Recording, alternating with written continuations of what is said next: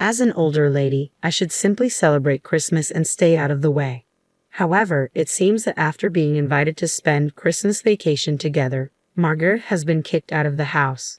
First things first, I need to tell Jeffrey about Margaret's true nature. Somehow, I'll expose Margaret's facade. I refuse to be family with someone like her. I am Michelle, 72 years old, living with my son Jeffrey. Jeffrey is nearing 40, still single, and my husband passed away 3 years ago. Jeffrey used to live alone, but moved back home when he changed jobs as it was closer to his workplace. Our current house might look new at a glance, but it was actually remodeled a while ago from a nearly broken down place due to years of deterioration and poor fittings. As a result, the remodeled house has become comfortable and clean. From his perspective, my husband seemed like a family-loving man who decided to remodel for our comfort. But in reality, he was a source of long-term trouble. He was traditional and stubborn outside but free-spirited at home, imposing his rules and berating me if I deviated slightly from what he wanted. His favorite phrase was, "Who do you think provides the food here?" However, he was often out playing poker, horse racing, and visiting casinos, leaving us barely enough to live on. Still, he acted arrogantly in front of me and Jeffrey, canceling family outings for poker or missing school events. I could have divorced him and raised Jeffrey alone, but I refused to be defeated and stayed until the end. Jeffrey, too, endured silently in front of his father, never showing tears. When my husband passed away from illness, he left us with a small inheritance, this remodeled house, and most importantly, my dear Jeffrey. For me, having my beloved son means I'm not lonely. Unlike his father, Jeffrey has always been kind, selflessly caring, and unable to ignore someone in trouble. But he's also self-sacrificing, hesitant to express his opinions, and tends to be swayed by others. I worry his excessive kindness might lead him into trouble someday. His current workplace has a good environment but is mostly male-dominated, with little talk about women. Now that my husband is gone, I'd be alone if Jeffrey marries. Though it would be lonely, I hoped he would meet a wonderful woman and start a family. Then one day, Jeffrey made a sudden confession. "I've promised to marry someone. I want her to meet you, Mom." I was overjoyed, almost jumping up. Jeffrey, nearing 40, working among men, commuting between work and home, living with his mother, he's not the most sought-after type. That a woman wants to marry him is such a joy. If things go smoothly and Jeffrey marries her, he will, of course, leave my side. It would be a lie to say I wouldn't feel lonely, but as a mother wishing for Jeffrey's happiness, I couldn't be happier. If you've chosen her, I definitely want to meet her. Well, what's she like? Jeffrey's eyes sparkled as he spoke, a look I had never seen before. If Jeffrey speaks of a woman with such eyes, she must be a wonderful lady. I eagerly anticipated meeting the woman Jeffrey confidently chose. Then, on the promised day, Jeffrey brought his girlfriend home. "Mom, this is Margaret, the woman I've been dating and considering marrying." However, the woman Jeffrey brought neither introduced herself nor nodded in greeting. She just stood there silently. At first glance, she seemed aloof and distant, not the type I imagined Jeffrey falling for. She continued to ignore everything, barely greeting, and just surveyed the house. She sipped the tea I offered with disgust, wiping everything she touched with disinfectant wipes. These odd behaviors made it clear that this wasn't the typical first meeting with a future mother-in-law. I secretly dreamed of doting on my daughter-in-law like my own child, but that dream seemed to shatter in an instant. Frankly, I felt uncomfortable in such a short time and didn't want to get too close. Even if she was Jeffrey's choice and a future daughter-in-law, it seemed she felt the same as days passed without any contact after Margaret left. I confronted Jeffrey after she left. "You're dating Margaret and want to marry her, right? From today's encounter, I can't see her appeal." Jeffrey explained that Margaret was shy around new people but charming, strong, and kind, having overcome tough times. They had met at a party hosted by a coworker, where Margaret had shared her hardships. While I thought it was typical Jeffrey to want to help someone in need, dating and marriage were not simple matters. However, considering today's behavior and how they met, Margaret seemed like a complicated person. Despite appearing cute in the relationship, I had a feeling it would be difficult if they lived together. Then, one day, Jeffrey announced he was moving out, probably because of Margaret. Watching Jeffrey with mixed feelings, he murmured quietly, "I didn't expect Margaret to go ahead with it at this time." Apparently, they had discussed deciding on a date and making the commitment as a couple. But Margaret had gone ahead and submitted the marriage application alone just before noon that day. It seemed unreal, but Margaret couldn't wait and had bound them as a couple without Jeffrey's knowledge. Considering the first impression, Jeffrey's stories, and this unilateral action, it raised concerns. I felt nothing but anxiety. Are you sure?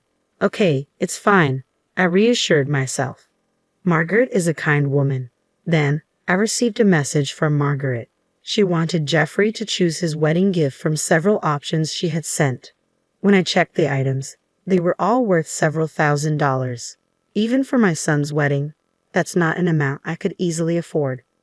Margaret's actions, showing such rudeness upon submitting a marriage application without Jeffrey's knowledge to become a couple, and then demanding ultra-expensive home appliances, were simply too audacious. It was surprising that Jeffrey chose someone like her as a life partner. But to celebrate his new beginning, I decided to give them a state-of-the-art high-performance air conditioner.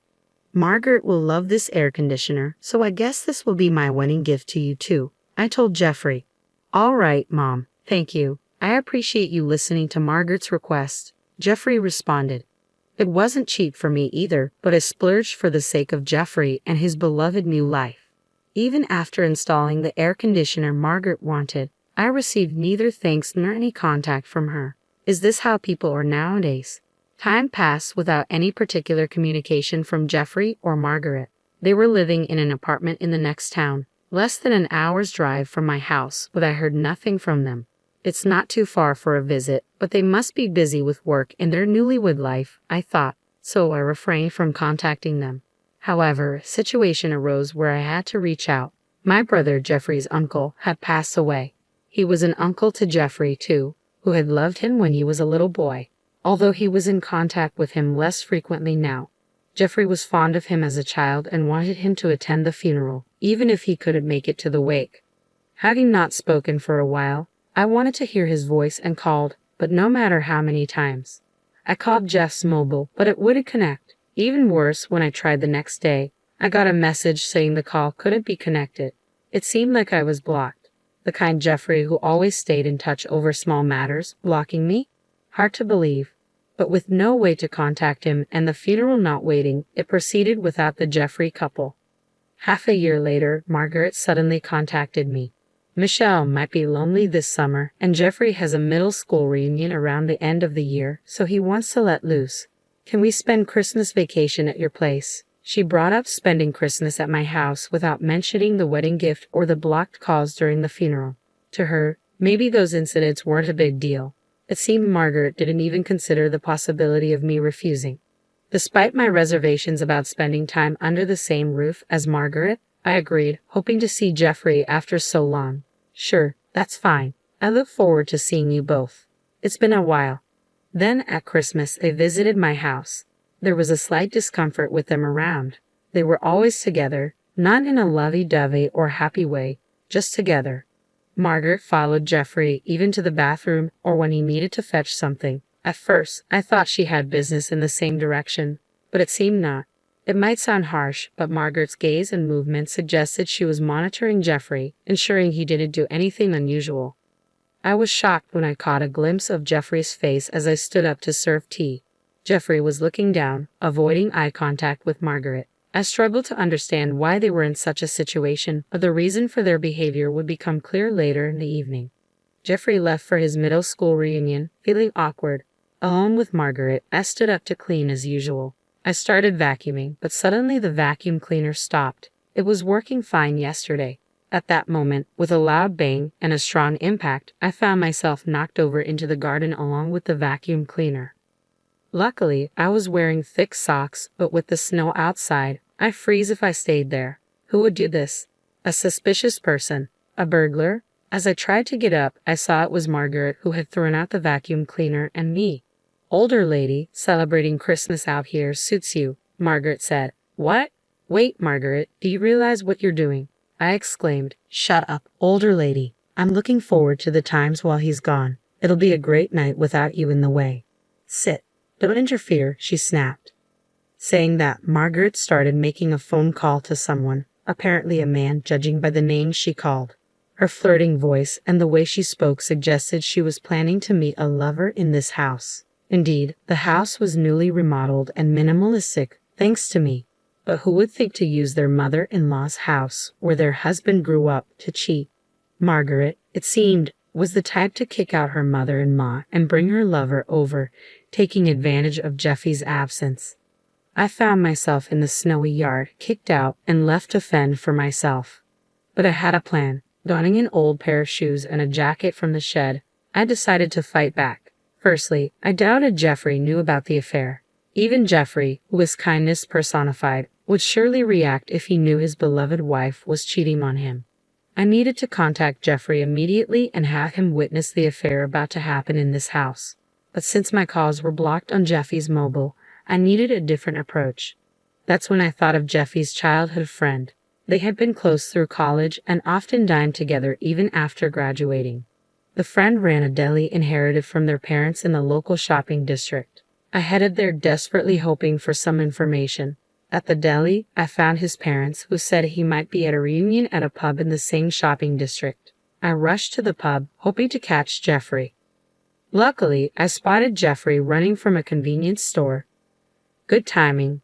Margaret kicked me out of the house. She's planning to spend time with some man there. I heard her talking on the phone.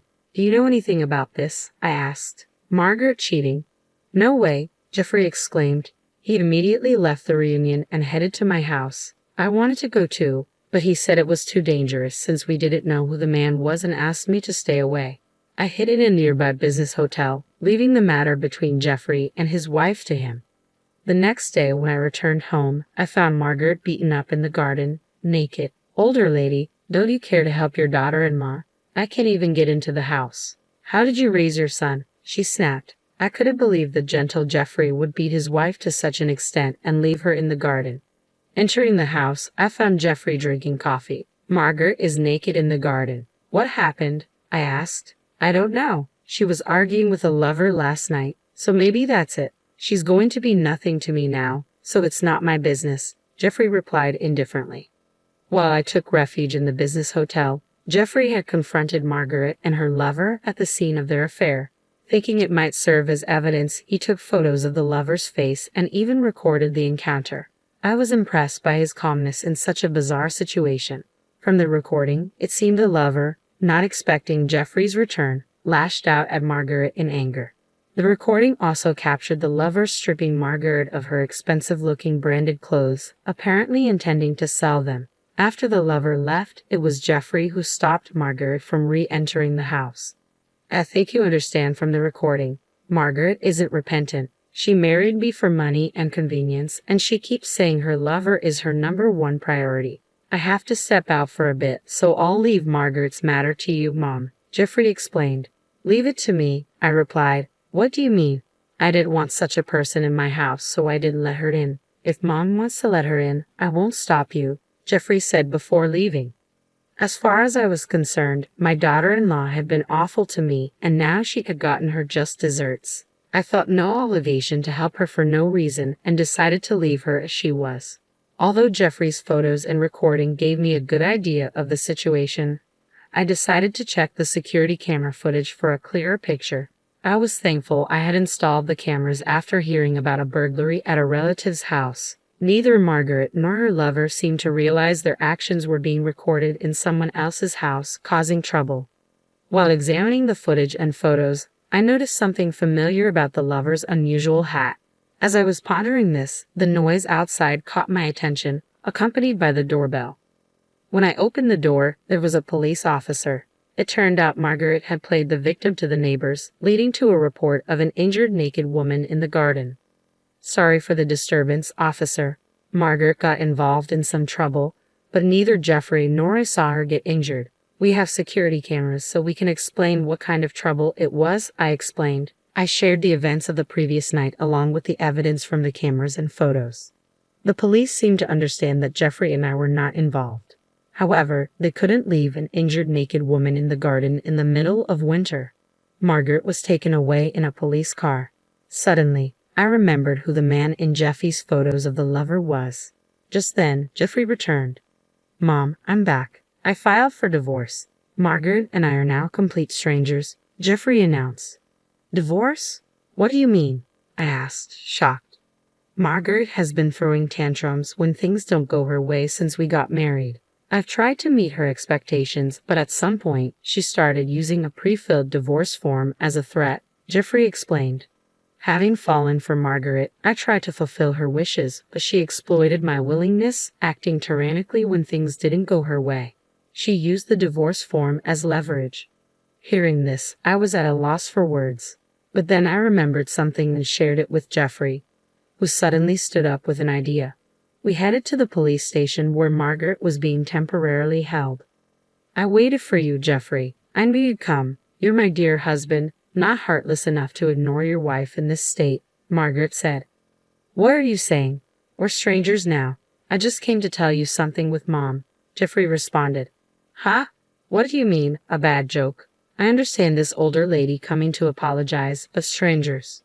Margaret must have thought Jeffrey was coming to rescue his beloved wife and expected me to apologize for leaving her in the garden. I submitted the divorce papers with your section filled out, Margaret. We're no longer a couple, I interjected. What? What are you doing, Jeffrey? Remember when you submitted the marriage application without permission? It's too convenient that it's okay when you do it to others, but not when it's done to you, right? Jeffrey argued.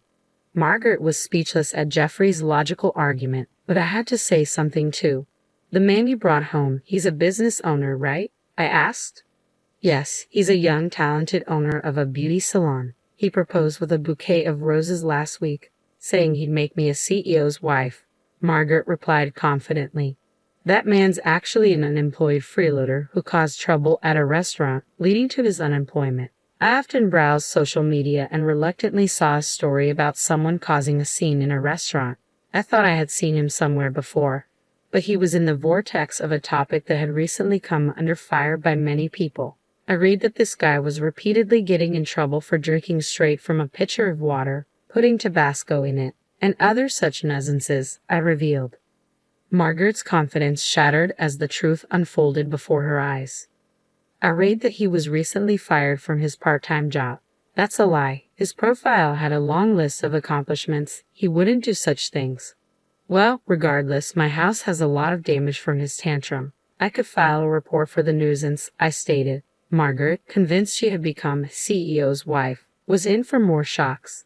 In order to push Margaret to the edge, we decided to fold in even more. Also, one of your company's executives is a longtime friend of mine. What you told my workplace about the affair, I didn't reveal the affair. I just discussed your relationship history with Jeffrey. Any problem with that? It's better not to do things you'd be embarrassed to be seen doing, I explained. Shocked by the cascade of revelations, Margaret turned pale. Leaving her behind, I exited the police station. Later, Margaret's mistreatment of me and her affair led to her divorce becoming public at her workplace. She was a long-time employee due to a promotion, but her actions caused her to lose that opportunity. Her terrible behavior led to her being transferred to another region where everyone knew about her, resulting in her worst ending due to her infidelity. Why is everyone avoiding me? I was just in a pure romance with the talented CEO. Are they jealous of me, who could have been a CEO's wife? Margaret exclaimed. Tell a friend of yours on the board to stop the stupid workplace bullying. You think you're being ostracized and bullied just because you're out of place after being transferred. That's a naive way of thinking.